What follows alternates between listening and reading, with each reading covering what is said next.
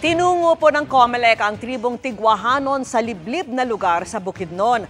Pagkakataon nila ito para makapagparehistro lalo't karamihan daw sa kanila hindi pa nakakaranas na bumoto. At nakatutok si Sandra Aguinaldo.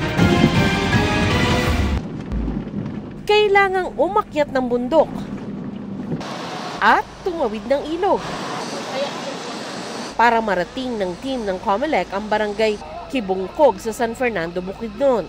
Ang kanilang pakay, mairehistro sa susunod na eleksyon ang tribo ng Tigwahanon.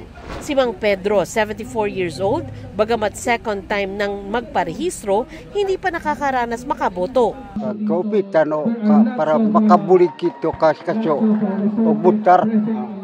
Ang gusto niya, nagparehistro siya dahil ang gusto niya ay makatulong siya sa taong dapat makaupo sa pwesto. Si Dimas Suminao, isang dato o pinuno, nag-update ng kanyang record bilang botante para daw makalahok sa eleksyon 2025. Pisalis sa sityo. Lumipat daw siya kasi unang-una dito na siya nakatira at meron siyang tungkulin dito. Ayan.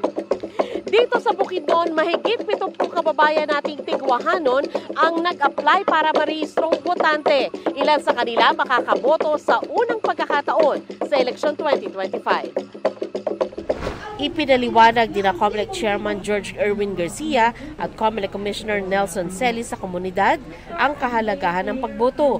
Ibinida rin ni COMELEC spokesman John Rex Laudianco ang bagong machine sa mga Tigwahanon. Balak daw ng COMELEC mapagamit sa kanila ang vote counting machine ng Mirror Systems sa susunod na eleksyon.